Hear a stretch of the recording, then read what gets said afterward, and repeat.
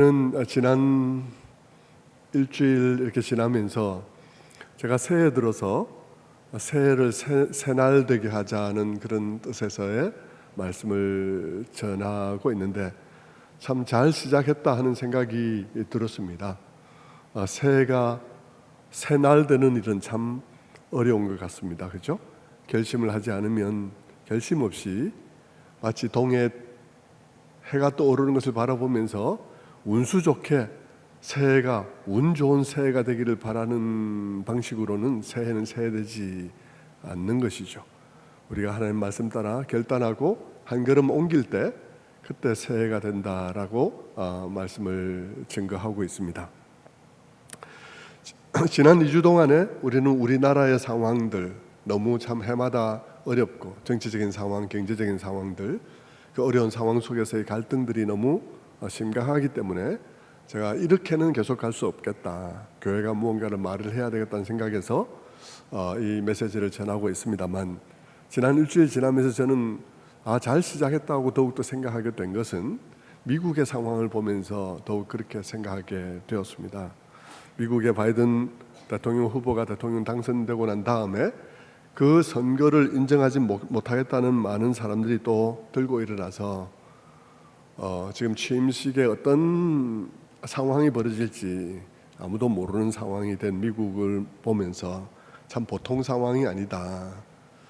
이 사회가 나뉘어지고 갈등하는 문제가 보통 상황에 이런 것이 아니구나 하는 생각을 하게 되는 것입니다.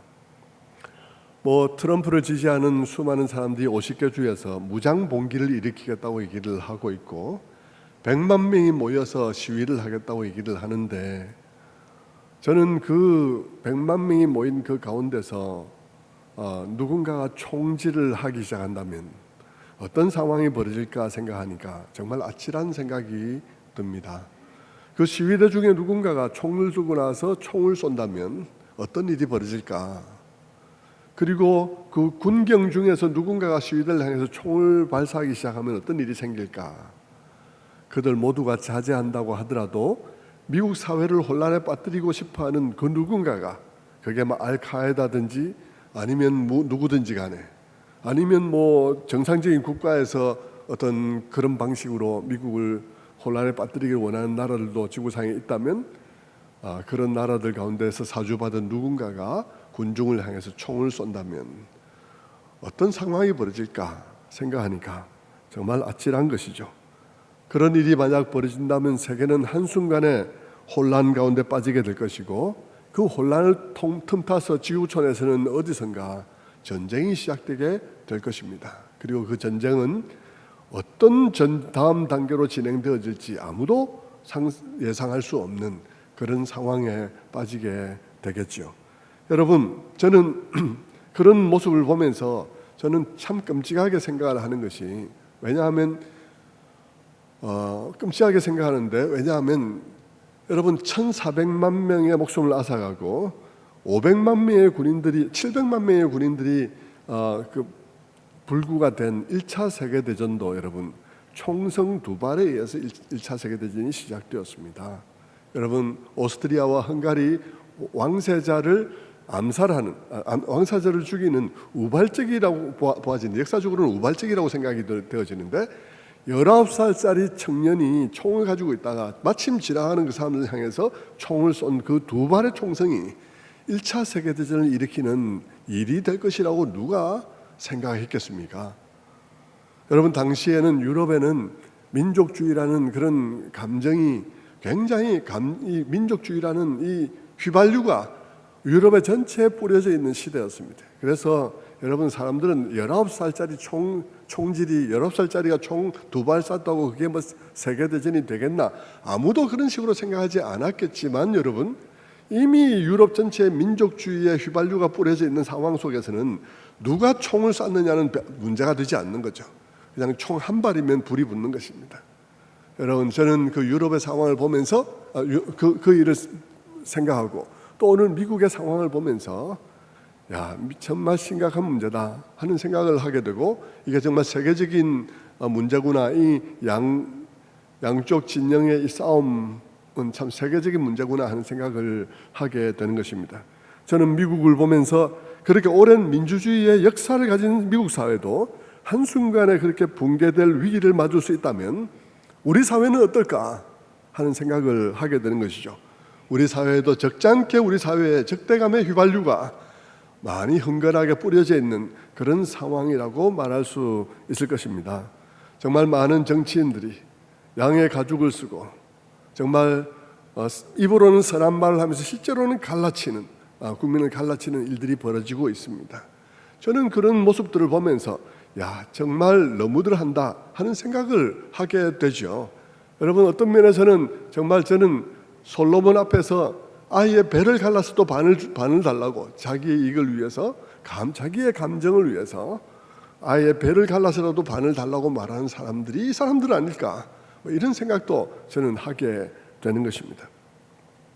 이렇게 갈라진 나라, 오늘도 끊임없이 이념 전쟁을 치르고 있는 우리 사회를 보면서 교회가 무언가를 말해야 한다고 생각을 하는 것입니다. 이데올로기 편에 서서 성경을 동원하는 것이 아니라 그 이데올로기를 객관적으로 볼 수 있는 성경적 시각을 누군가가 제공을 해야 된다라고 생각을 하는 것이죠. 단편적으로 성경을 자기 유리하게 동원하는 사람들은 많지만 성경 전체를 처음부터 끝까지 그 모든 것을 통으로 뚫은 가운데서 어떤 입장을 정해서 이 이데올로기들을 바라볼 수 있도록끔 사람들을 그렇게 바라볼 수 있는 위치로, 그런 자리로 그들을 이끌어주는 그런 사람이 너무도 없다 하는 생각을 하게 되는 것이죠. 성도 여러분, 우리는 정말 성경을 가지고 있기 때문에 교회가 그 역할을 해야 되는데, 왜냐하면 교회에는 성경이 있으니까요. 교회가 그 역할을 해야 되는데 교회에도 그런 사람들이 거의 없고, 그저 왼편에 서서 성경을 동원하든지 아니면 오른편에 서서 성경을 동원하는 그런 동원하는 사람들만이 많이 눈에 띈다 하는 말씀을 드리지 않을 수가 없는 것입니다. 좀 더 깊이 성경을 들여다보고 성경의 관점에서 그 모든 것을 비판적으로 바라볼 수 있도록끔 성도들을 그것을 모두 다 잘 바라볼 수 있는 위치로 성도들을 거기에 세워주는 역할을 하는 사람들이 너무 없다는 사실이 참 안타까운 일인 것입니다. 그래서 지난 2주간 말씀을 드린 것이죠. 지난 2주간에 이 거대한 주제의 말씀을 드리면서 저는 우선 지난 2주간 동안은 서론적인 얘기를 드렸죠. 오늘까지도 그 얘기는 계속됩니다만, 지난 2주간 말씀드린 것은 왜 성경인가, 이렇게 현대화된 시대 속에서도 왜 성경으로 돌아가야 되는가, 그리고 왜 레위기인가, 성경 중에서도 왜 레위기인가 하는 말씀을 2주 동안 생각해 보았습니다. 왜냐하면 많은 사람들은 이 성경을 단지 고대의 책이라고 생각을 하고, 현대화 같은 이런 첨단 시대에 AI로 인해서 4차 산업혁명이 시작되어진 이런 시대에 성경에서 답을 찾는다는 것이 말이 되나 하고 많은 사람들이 생각을 하기 때문이죠. 그래서 지난 시간 동안에 이제 우선 성경을 통해서 우리가 객관적인 입장을 우리가 형성해야 되는데, 그러려면 성경을 받아들여야 되잖아요. 성경이 하는 말들을 내가 받아들여야 되는데, 그것을 받아들이기 위해서는 우리 마음에 있는 그런 선입견들이 무너지지 않으면 아무리 설교를 해도 받아들이지 않게 되죠. 캐캐 묵은 말씀, 오래된 고대 책에서 또 무슨 말씀을 하냐고 이렇게 얘기를 하게 되면, 그 전제가 깨지지 않으면 이 모든 이데올로기 전쟁 속에서 그 두 이데올로기를 올바로 바라볼 수 있는 이 성경적 입장을 받아들이지 않게 되는 것입니다. 그래서 그 전제를 무너뜨리기 위한 그런 말씀을 2주 동안 생각해 본 것이죠. 그래서 말씀드린 것이 무엇입니까? 왜 성경인가 하는 것에 대해서는 성경이야말로 영원한 하나님의 말씀이기 때문에 현대 어느 시대는 고대는 맞고 지금은 안 맞는 것이 아니라는 것입니다. 하나님이 영원한 분이시기 때문에 영원한 하나님의 말씀은 영원히 어느 시대에나 맞는 말씀이라는 말씀을 드렸고요. 그리고 그 하나님의 말씀은 모든 것을 아시는 분의 말씀이기 때문에 오류 없는 말씀이다 하는 말씀을 드렸습니다. 그리고 그 하나님의 말씀은 또한 창조주 하나님의 말씀이기 때문에 지으신 모든 만물을 사랑하시는 분의 말씀이어서 어느 한편에 치우친 말씀이 아니라 아주 객관적이고 공평한 분의 말씀이란 사실을 제가 말씀을 드렸었죠.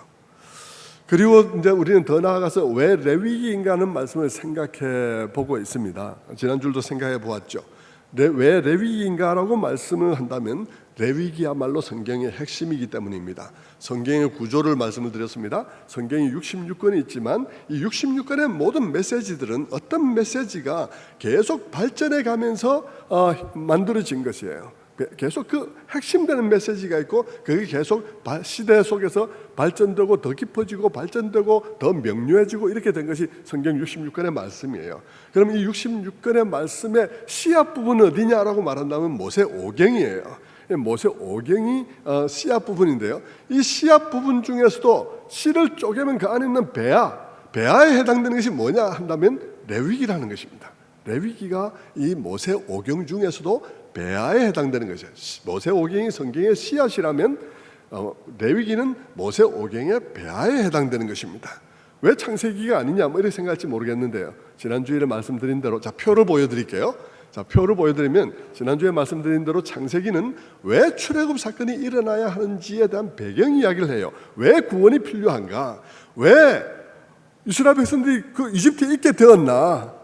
이런 배경에 관한 이야기를 하게 되는 거죠. 구원 사건은 어떻게 일어나게 되었나 하는 것에 대한 배경에 관한 이야기가 창세기예요. 출애굽기는 애굽에서 살게 된 그들이 출애굽하는 이야기고, 그리고 시내산에 이르는 과정에 관한 이야기고, 그리고 시내산에서 언약을 수립하는 과정이고, 그리고 성막을 짓는 이야기가 나오게 되죠.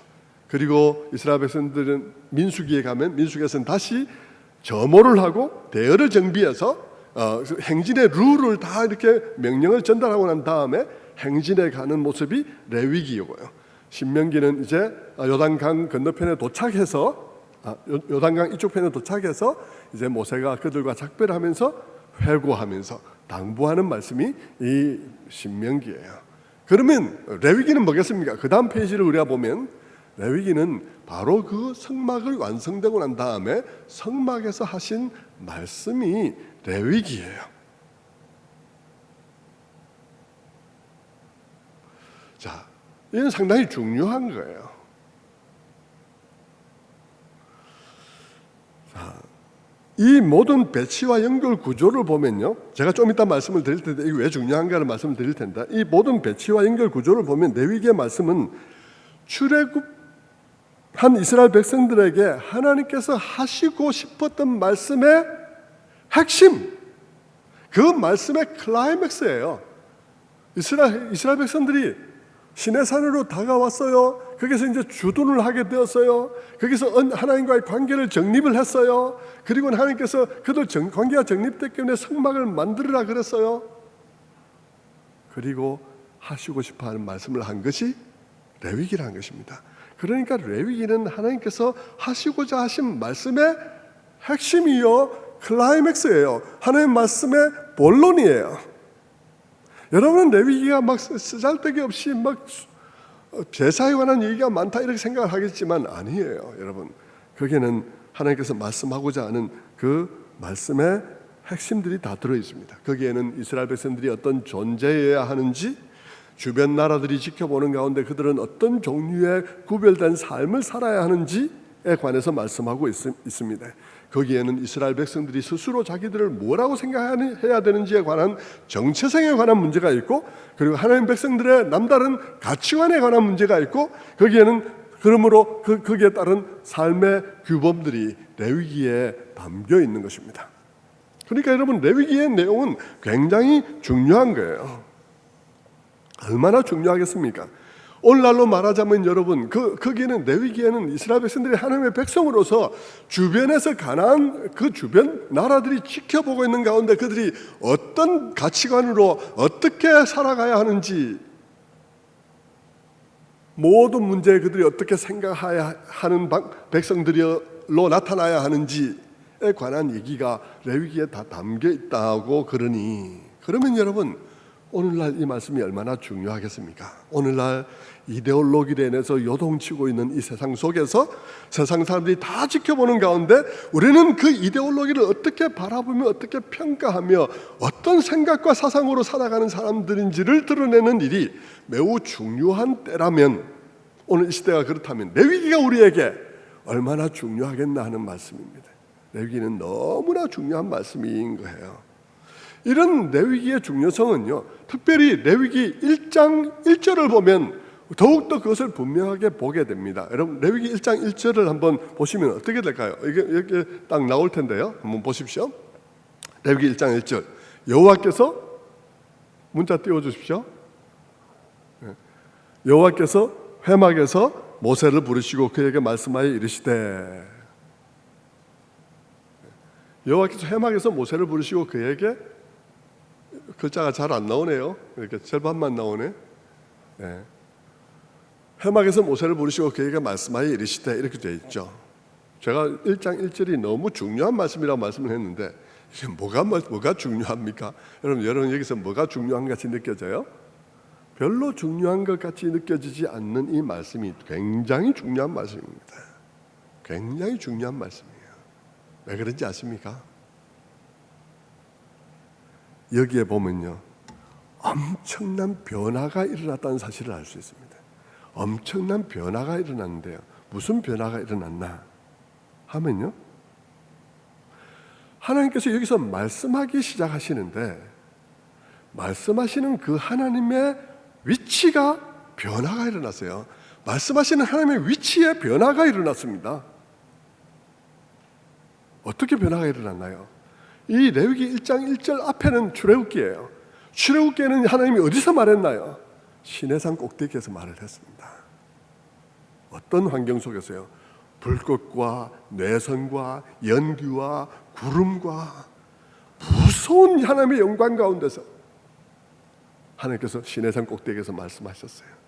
그런데 레위기에 오니까 어떻습니까? 성막이 완성되고 난 다음에 하나님이 말씀하시는데 말씀하시는 하나님의 위치가 변화가 일어났어요. 어떻게 해요? 내려오셨어요. 가까이 오셨어요. 영광을 버리셨어요. 그 영광을 내려놓고 내려오셔서 부드럽게 사람들 가까이 다 있는 데서 그분의 텐트에서 말씀을 하셨어요. 그런데 우리는 여러분이 잘 아시죠? 제가 여러분도 여러 번 설교했기 때문에 아실 것입니다. 성막이 뭐냐고 묻는다면 여러분, 성막은 성육신을 가리킨다고 여러분 다 아시죠?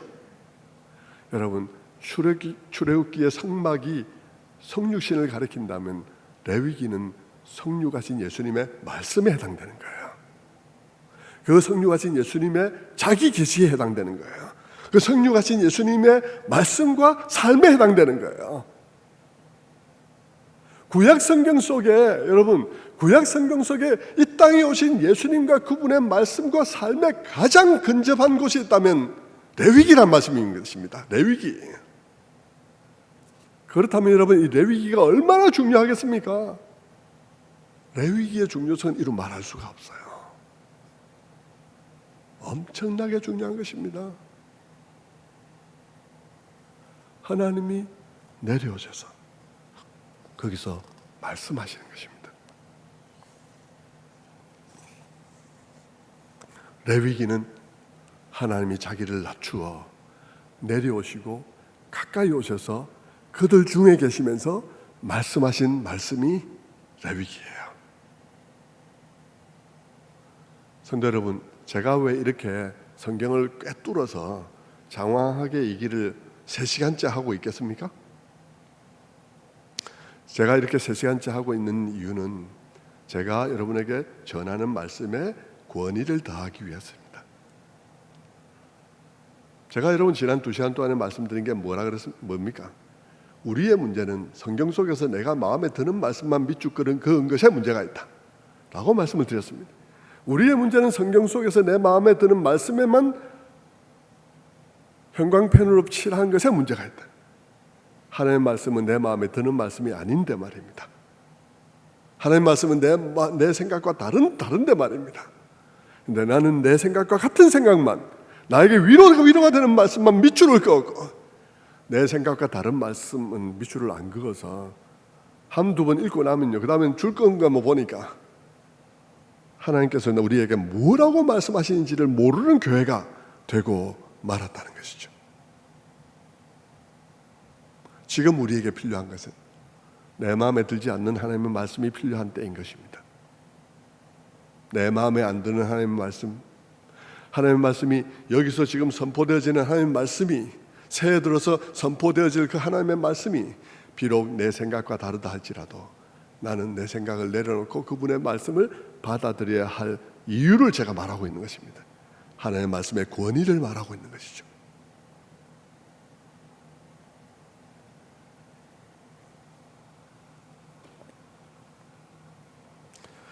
그렇게 제가 말씀드렸고, 이제 오늘부터 레위기 26장으로 한번 들어가 보십시다. 지금까지는 성경이 왜 성경이어야 하느냐, 왜 레위기여야 하느냐 얘기를 쭉 말씀을 드렸다면 여러분 다 이해하시겠죠? 이제는 레위기가 얼마나 중요한지.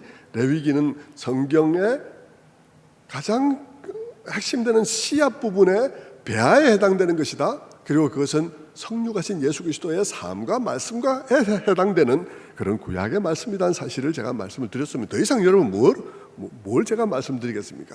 레위기의 중요성에 대해서 말입니다. 레위기만큼 중요한 책은 없는 거예요.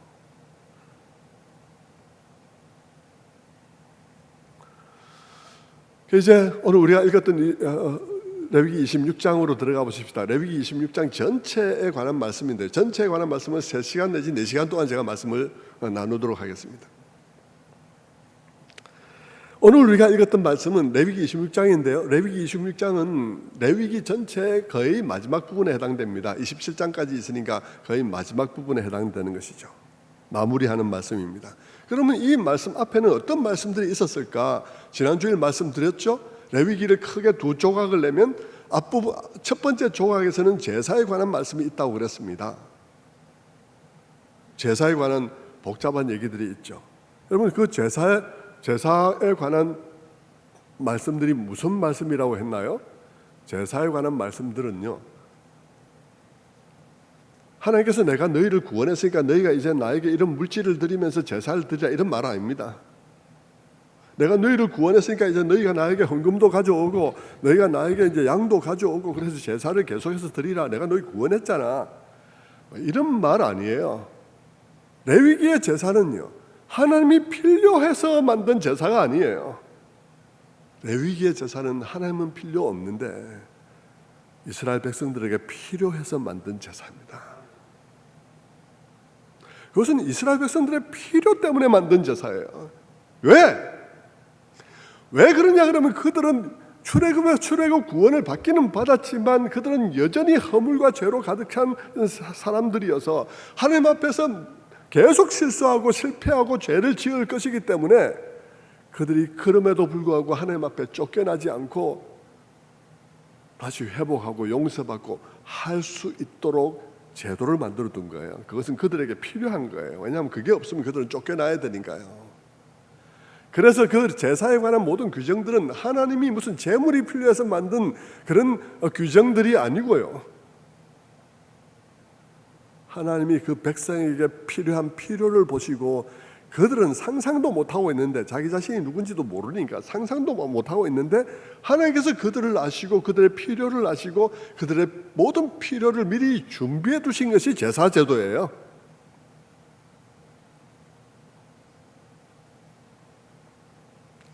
그리고 난 다음에 후반부에는 무엇이 있나요? 레위기 후반부에는 그런 사람들, 매일매일 허물과 죄가 많고 실수가 많고 그래서 넘어짐이 많고 하나님 앞에 참 그 앞에 서 있을 수도 없는 사람들이 매일매일 그 제사에 의해서 용서함 받으며 용서를 경험하고 다시 회복을 경험하는 그들이 그런 은혜를 경험한 자로서 이제 그 이후에는 다른 사람들과 어떻게 관계하며 어떻게 살아야 할 것인지에 관한 얘기가 레위기 후반부의 얘기예요. 그러니까 레위기 후반부에는 무엇을 이렇게 하라, 이렇게 하라, 이렇게 하라, 또는 이렇게 하지 말라, 이렇게 하지 말라 하는 말들이 많이 있겠죠. 많이 있을 것입니다.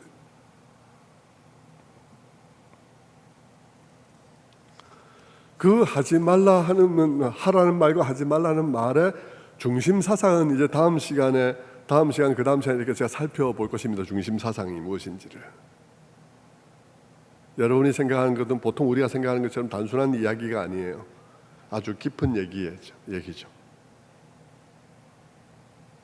그렇게 이제 하나님께서 이제 너희들이 이런 은혜를 경험하고 매일매일 용서를 체험하는 자로서, 출애굽의 구원을 구원한 자로서 이제 너희들이 어떻게 이렇게 관계하면서 이런 가치관으로 살아가라라고 하나님께서 말씀하시고 난 후에 이제 26장에 뭘 말씀을 하냐 그러면, 내가 너희들에게 다 말해 주었는데 이제 너희가 이 말씀을 지키면 어떻게 되고, 너희가 이 말씀을 지키지 않으면 어떻게 될 것이다 하는 얘기를 26장에서 하고 있는 것입니다. 이제 결론부를 말하고 있는 거죠. 레위기가 이제 다 말씀하고 난 다음에 내가 다 말했으니까 이제 너희가 선택해라. 너희가 이렇게 하면 이렇게 될 것이고, 너희가 저렇게 하면 저렇게 될 것이다. 그것은 하나님께서 그 이스라엘 백성들에게 구원 백성의 윤리적인 삶들에 관한 얘기를 말씀을 했지만, 여러분 그 레위기를 가만히 읽어보고 나중에 신명기에도 모세가 회고하면서 이 얘기를 다시 한번 하는데요, 그 얘기를 여러분 가만히 보면요, 이것은 분명히 여러분 개인 윤리도 있고 사회 윤리도 있긴 한데, 어쨌든 개인 윤리가 거기에 많이 담겨 있는데, 이건 분명히 개인들이 어떻게 살아가라고 말하고 있는 것이긴 하지만, 하나님께서는 그것이 단순히 개인 윤리가 아니라 사회에 영향을 미치는 결과를 가져오는 윤리라는 사실을 알게 하는 거예요. 예? 각 개인들이 우리 그리스도인들로서, 하나님의 백성으로서 어떤 삶의 선택을 하느냐에 따라서 그 한 사람의 삶에도 물론 축복이 되고 또 어려운 일이 되기도 하지만, 여러분 그 한 사람 한 사람의 결정들은 사회를 결정하는 사회적인 윤리가 된다 하는 사실을 이 레위기를 통해서 우리는 알 수가 있습니다. 다시 말하면 내가 지금 어떤 선택을 하고 살아가느냐가 공동체의 미래를 결정하게 된다 하는 것입니다. 내 한 사람 한 사람이 어떻게 살아가느냐가 공동체의 미래를 결정하게 된다는 말씀이죠. 하나님의 규례와 계명을 기뻐하고 순종하면 복이 됩니다. 개인적으로도 복을 받지만 공동체도 안전하고 공동체도 번영을 하게 된다는 것입니다. 그것이 오늘 우리 읽었던 3절 이하에 쭉 나온 12절까지 나오는 말씀이에요. 조금 요약해서 7절까지를 보면요, 26장 3절에 너희가 내 규례와 계명을 준행하면 철따라 비를 주리니 땅은 그 산물을 내고 밭의 나무는 열매를 맺으리라. 너희의 타작은 포도 딸 때까지 미치며 너희 포도 따는 것은 파종할 때까지 미치리라. 내가 이 땅에 평화를 줄 것인즉 너희가 누울 때 너희를 두려워할 자가 없을 것이며 내가 사나운 짐승을 그 땅에서 제할 것이요 칼이 너희 땅에 두루 행하지 아니할 것이며 너희 원수들을 쫓으리니 그들이 너희 앞에서 칼에 엎드러지리라. 하나님께서 여기서 말하고 있는 모든 그 말의 방식은요, 그 말 속에 담겨 있는 그 단어나 표현들은 다 농경 사회를 배경으로 한 말씀이니까 조금 올드하게 느껴지죠. 조금 올드하게 느껴지죠. 농경 사회니까. 그러나 여러분, 그 농경 사회를 하신 행해서 하신 그 하나님 말씀을 우리가 잘 한 번만 마음에서 묵상을 하면 바로 현대의 우리들에게 무엇을 의미하는지를 우리는 금방 깨달을 수 있습니다. 하나님께서는 이것을 기록하실 때는 농경 사회 속에 있는 그들에게 말씀하셔야 하니까 이렇게 말씀했지만, 오늘 하나님께서 우리에게 말씀하신다면 이 동일한 말씀을 어떻게 말씀하셨을지를 우리는 금방 알 수 있어요. 머리가 나쁘지 않다면 금방 알 수 있습니다. 네? 무슨 뜻일까요? 네가 어떻게 살아가느냐에 따라서 너희의 경제가, 너희의 국방이, 그리고 사회의 안전과 그리고 평화가 결정될 것이다. 너희가 어떤 생각을 가지고 살아가느냐에 따라서 노사정의 평화가 일어나게 될 것이다. 너희 정치가가 어떤 생각을 가지고 있느냐에 따라서 너희 사업하는 사업주들이 어떤 생각을 가지고 있는에 따라서, 너희 노동자들이 어떤 생각을 가지고 있는에 따라서 그 사회에 평화가 있을 것이다. 하나님께서는 그 모두에게, 정치하는 정치하대로, 사업가는 사업가대로, 노동자는 노동자대로 그들이 가지고 있어야 할 생각을 하나님께서 가르쳐 주기를 원하는 것이죠.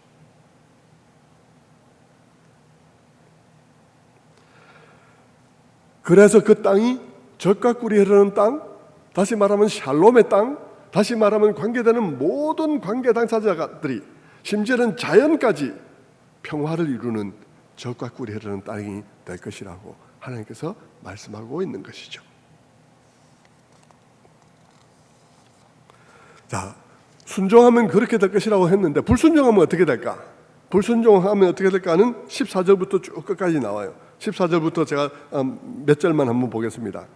14절, 그러나 너희가 내 규례를 멸시하며 마음에 내 법도를 싫어하여 내 모든 계명을 준행하지 아니할진대 내가 너희에게 놀라운 재앙을 내려 폐병과 열병으로 눈이 어둡고 생명이 쇠약하게 할 것이요 너희가 파종한 것은 헛되리니 너희의 대적이 그것을 먹을 것이며 내가 너희를 치리니 너희를 미워하는 자가 너희를 다스릴 것이며 너희를 좇는 자가 없어도 도망하리라.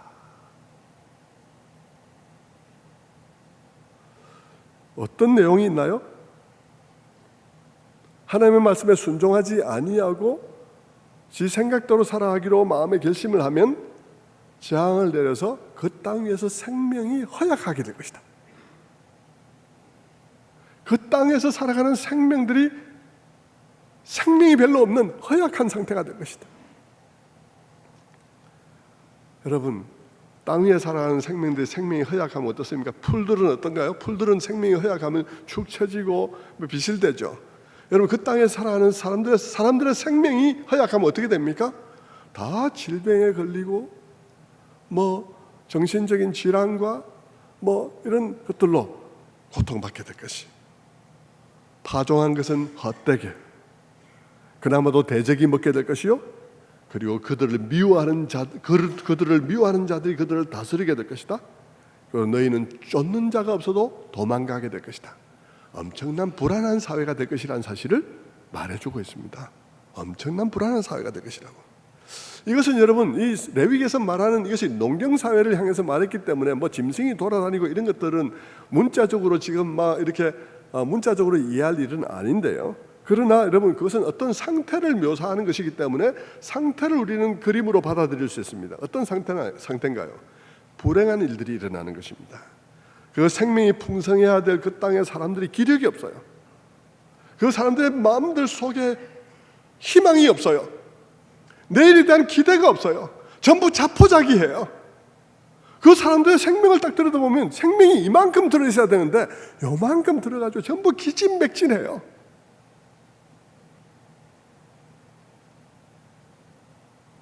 그리고 그 나라에 그러니까 국민들이 다 그렇고 비실비실대고 다 전부 다 그러면 그 나라의 국방의 능력이 쇠약하게 될 것이요. 그리고 너희를 미워하는 자들이 다스리게 될 것이다. 너희를 미워하는 자들이 다스리게 될 것이다. 지금까지는 여러분 이스라엘 백성들은 누가 다스리게 되나요? 순종하면 누가 다스리나요? 그들을 사랑하신 하나님이, 그들을 구원하신 하나님이 그들을 다스리게 됩니다. 근데 그들이 그것을 거부하면 어떻게 됩니까?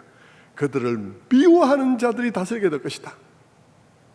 이데올로기가 다스리는 것입니다. 이데올로기가 다스리는 것이죠. 하나님 대신 그들이 싫어하는 이데올로기가 다스리게 될 거예요. 차가운 이데올로기가 다스리게 될 것입니다. 계급 투쟁의 이데올로기, 그런 사상이 지배하게 될 것입니다. 혹은 자본이 지배하는 이데올로기가 다스리게 될 것입니다. 아주 냉혹한 자본의 논리가, 아니면 아주 냉혹한 그런 계급 투쟁의 사상이 사회를 다스리게 될 것입니다. 그리고 거기에는 너희를 미워하는 것이 다스리게 될 것이다. 적대감이 있을 것이죠. 계급 투쟁이 있을 것이죠. 끝나지 않는 싸움이 있을 것입니다. 왜? 너희를 사랑하고 사랑으로 너희를 다스리는 하나님을 거부하니까, 그분의 말씀을, 그분의 원리를 거부하니까 쫓는 자가 없어도 도망하리라. 불안이 사회를 지배하는 것입니다. 여러분, 오늘 우리 사회 어떤가요? 오늘 우리 사회는 너무 불안하지 않나요? 청년들 속에 여러분 옛날 같은 패기가 들어있나요? 생명력이 들어있나요? 참 정말 나무라기도 어렵지만 게임에 절어있는 우리 청년들, 왜 그런가요? 그들이 뭐 게임 하고 싶어서 그러나요? 할 게 없고 희망이 없고,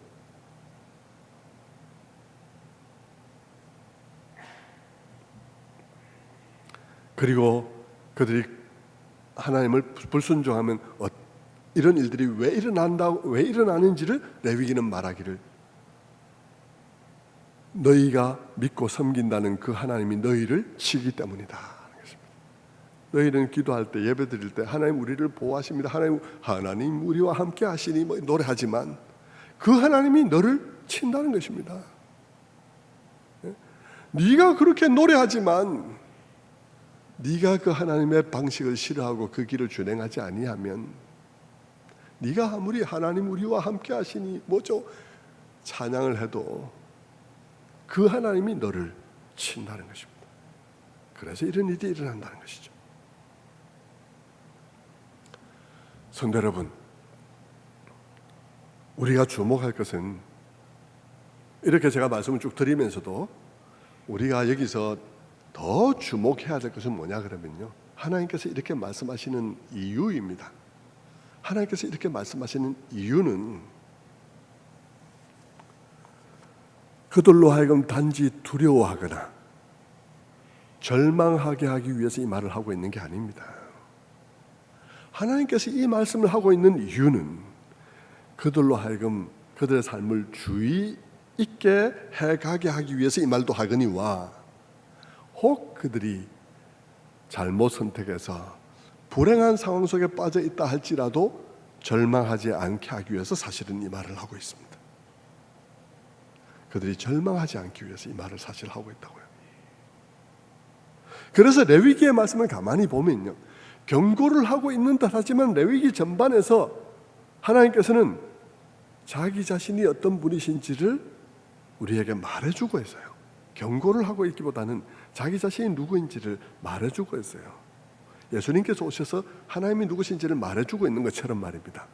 레위기는 사실은 이런 경고는 끝에 가서 26장에 가서 이 말을 하고 있는 것이지, 여러분 사실은 레위기 전반을 거쳐서 또 레위기 26장에서도 하나님 자신이 누구인지를 말해주고 있는 것입니다.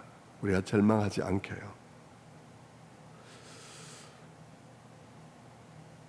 이 레위기에서 말하는 이 하나님, 그분이 어떤 분이신지에 대한 깊은 이해가 선지자들로 하여금, 훗날에 선지자들로 하여금 하나님의 말씀을 전할 때 그들의 마음속에 분별의 기준이 되는 거예요. 하나님의 말씀을 전할 때 이 하나님에 대한 그들의 이해로부터 하나님의 감동을 받아서 말씀을 전하는 것입니다. 그러니까 이 레위기에 드러나 있는 하나님이 모든 성경의 근간이 되는 하나님에 대한 이해요, 선지자들이 선포할 때 그들의 마음속에 있던 하나님에 대한 이해요, 그리고 나중에 예수 그리스도가 오셔서 드러내신 하나님 그 자신인 것입니다.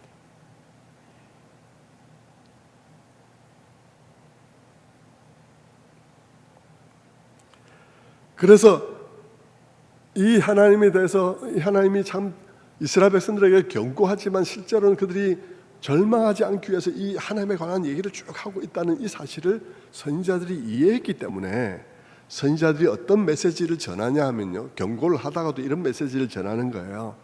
예레미야 29장 11절 말씀에 보면 이런 말씀을 하는 거죠. 여호와의 말씀이니라, 너희를 향한 나의 생각을 내가 아나니 평안이요 재앙이 아니니라, 너희에게 미래와 희망을 주려는 것이니라. 여러분, 선지자가 이런 말씀을 하는 것입니다. 이 말씀이 이 오경을 통한 이해가 없다면 이 말씀이 하나님이 주신 말씀이가 사탄이 준 말씀이가 구분이 안 가겠지만, 여러분, 레위기의 말씀을 잘 이해하고 있다면 하나님이 이런 하나님이란 사실을 이해하기 때문에 이 말씀을 전할 수 있는 것이죠. 송구영신 예배 때도 말씀을 드렸지만 선지자가 말하잖아요. 쭉 경고를 하다가 그러나 하나님은 기다리시나니 그분은 벌하기를 기뻐하지 아니하신다는 얘기를 선지자가 선포하는 근거가 어디에 있습니까? 갑자기 아무것도 없는데 공중에서 들어온 말씀 갖고 한 것입니까? 그게 하나님의 말씀이지 뭐로 구분할 것입니까? 여러분, 오경이 있다는 것입니다.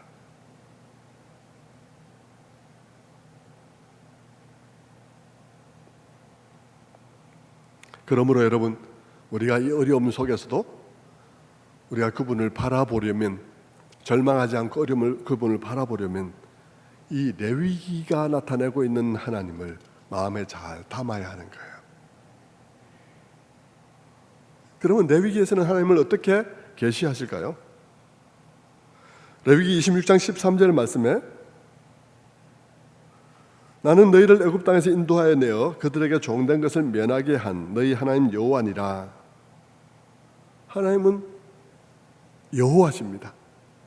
여호와는 언약의 하나님의 이름입니다. 너희를 애굽 땅에서 인도해냈다는 것입니다. 하나님은 어떤 분이시냐?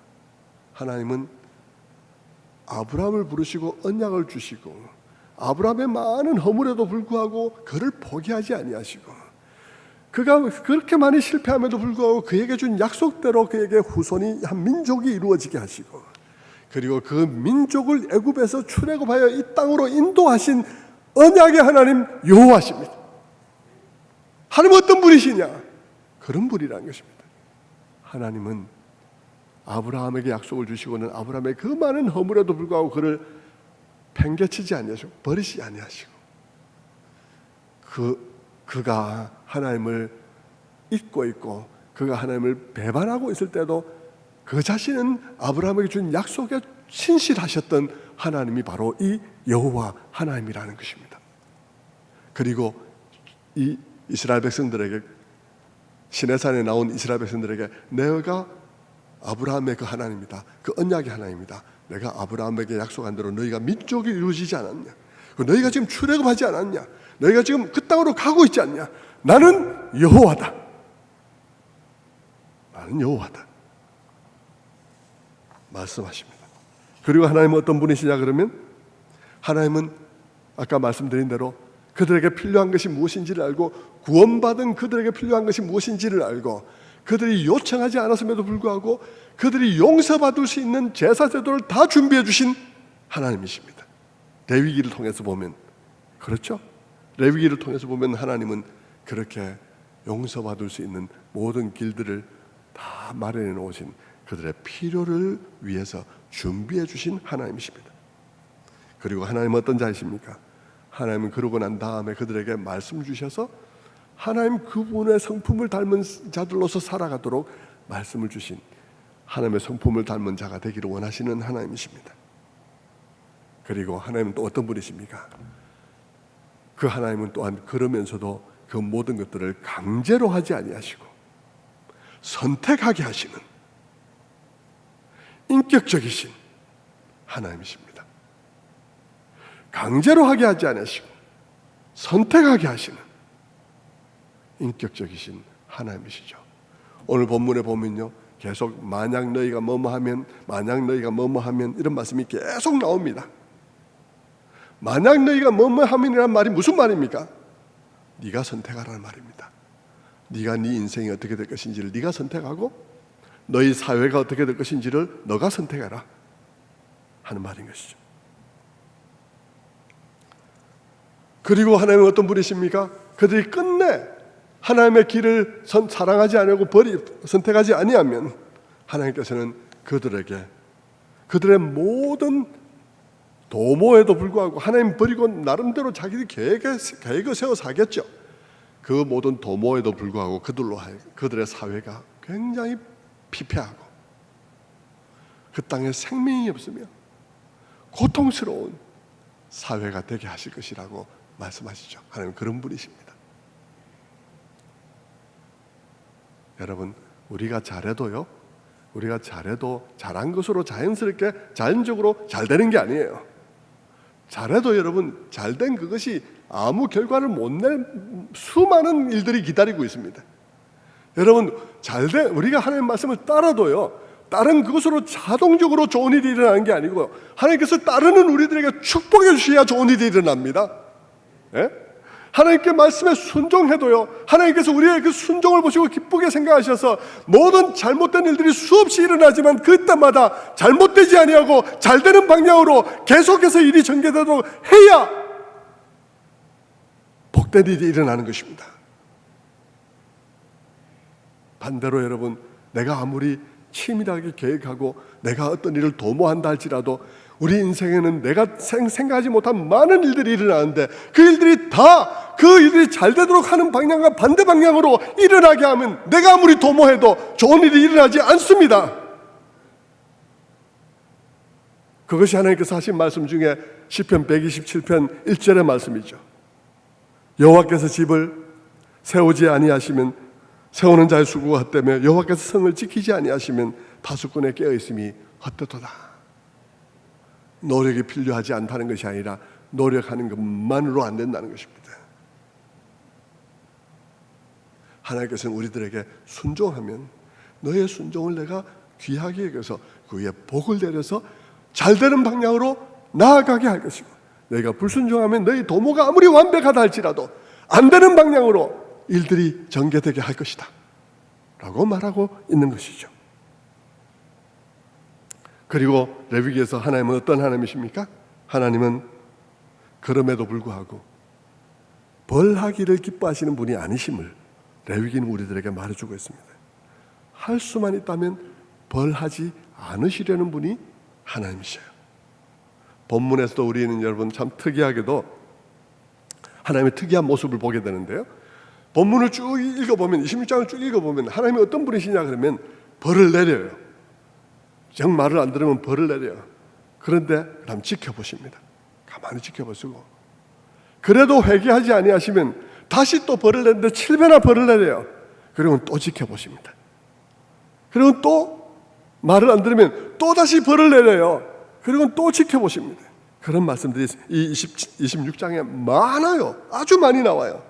26장 18절의 말씀 보시겠습니다. 26장 18절 말씀에 또 만일 너희가 그렇게까지 되어도 내게 청종하지 아니하면 너희 죄로 말미암아 너희를 7배나 더 징벌하리라. 내가 너희의 하늘을 철과 같게 하며 너희 땅을 놋과 같게 하리니 너희 수고가 헛될지라 땅은 산물을 내지 아니하고 땅의 나무는 열매를 맺지 아니하리라.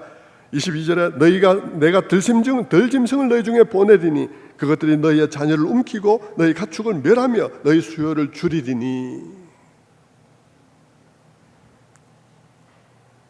하나님께서는 벌을 내리신 후에 지켜보십니다. 그것도 회개하지 아니하시면 하늘을 철과 같고 땅을 놋과 같게, 그리고 땅에서 들짐승이 돌아다니게 하겠다. 여러분, 우리 사회에 짐승들이 돌아다니고 있습니다. 사람 짐승들이 막 돌아다니고 있습니다. 예? 사람 짐승들이 막 돌아다니고 있습니다.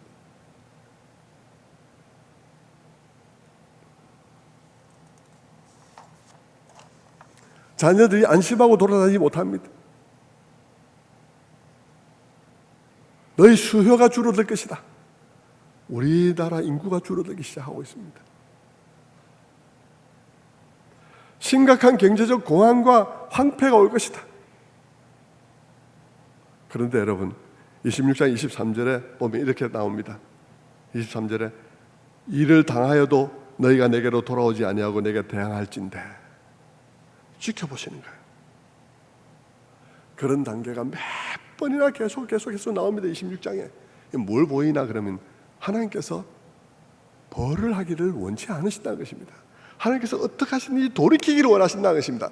이쯤 해서 돌아가기를 원한다는 것입니다. 하나님께서는 벌하기를 기뻐하지 아니하셔요. 그만하고 싶습니다. 하나님께서는. 여러분, 하나님의 이런 모습은 마치 부모들이 자녀를 사랑함으로 이렇게 하는 것 같아요. 우리 자녀들에게 뭘 하지 말라 할 때 계속 하면 어떻게 합니까? 너 엄마가 셋 할 때까지 놔. 그거 안 놓으면 엄마 맞을 거야. 셋 셀 때까지야. 하나, 둘, 둘 반, 둘 반의 반. 여러분, 벌하기를 원치 아니하시는 거예요. 벌하기를 원치 않아요. 그리고 40절 이후에는 보면 그들이 40절부터 보면 그들이 나를 거스른 잘못으로 자기의 죄악과 그들의 조상의 죄악을 자복하고 그들이 내게 대항함으로 나도 그들에게 대항하여 내가 그들을 그들의 원수의 땅으로 끌어갔음을 깨닫고 할례 받지 아니한 그들의 마음이 낮아져서 그들의 죄악의 형벌을 기쁘게 받으면 내가 야곱과 맺은 언약과 이삭과 맺은 내 언약을 기억하며 아브라함과 맺은 내 언약을 기억하고 그 땅을 기억하리라. 일이 다 망가진 것 같아. 완전히 희망이 없어. 나라가 망하고 너희가 멀리 잡혀갔다 할지라도, 이제는 돌이키기는 너무 늦은 것 같다 할지라도, 내가 거기서라도 돌이키면 내가 언약을 기억하겠다. 내가 언약을 기억하겠다.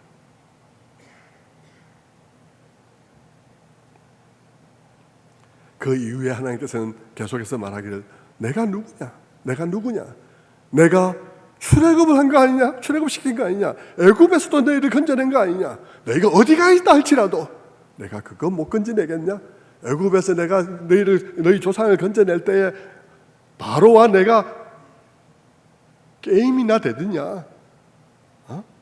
너의 상황이 어떤 상황이라 할지라도 내가 너희를 못 이끌어내겠냐? 그 상황으로부터 하나님께서 말씀하고 계시죠.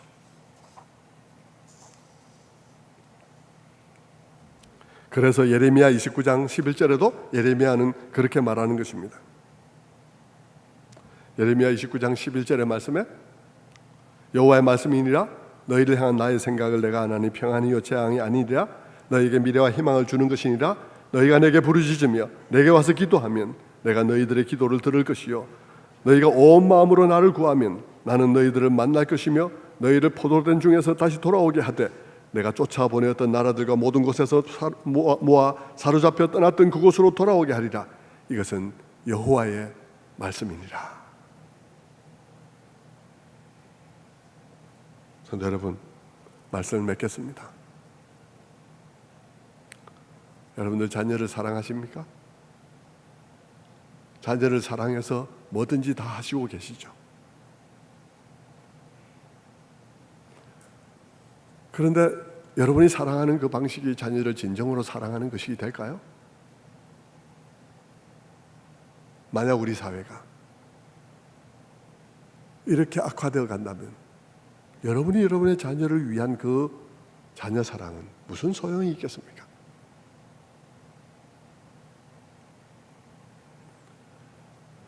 파선하여 가라앉는 배 가운데 1등석을 차지하면 뭘 하겠습니까?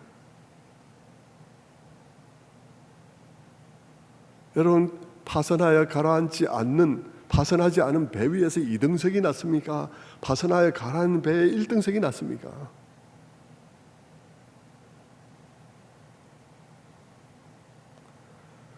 우리가 우리 자녀만을 위해서 애쓰는 그 애씀은 아무 소용이 없을 것입니다. 우리가 자녀를 올바로 사랑하는 방식은 우리가 바로 사는 것입니다. 그들에게 막 온갖 것 뒷바라지 해주는 것이 아니고요, 우리가 바로 사는 것입니다. 그것이 자녀들을 생명 가득한 땅 위에서 살게 하는 복이 될 것입니다. 누가 그런 공동체를 만드는 일에 앞장서겠습니까? 하나님이 없는 저들이겠습니까? 아니면 이 출애굽의 하나님, 이 은혜의 하나님을 경험한 우리들이겠습니까? 누가 이 삶을 살아야 하겠습니까? 생각해 보십시오, 여러분.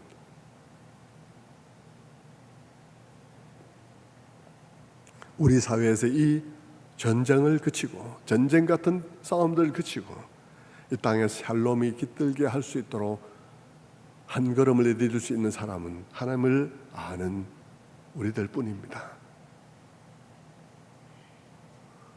그렇다면 그 하나님께서 우리에게 무슨 말씀을 하고 계실까요? 어떤 계명을 주셨을까요? 그것을 이제 들여다보겠죠. 다음 주일부터. 그 계명을 들여다보면서 정말 뜻밖이다. 어떻게 이런 말씀을 하고 계실까? 하는 말씀을 여러분이 보게 될 것입니다. 그러나 여러분, 그 말씀이 모든 것을 꿰뚫는 진수인 것을 또한 보게 될 것입니다. 성도 여러분, 새해는 저절로 새 날이 되지 않습니다.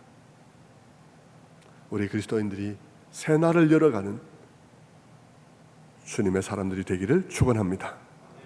기도하겠습니다.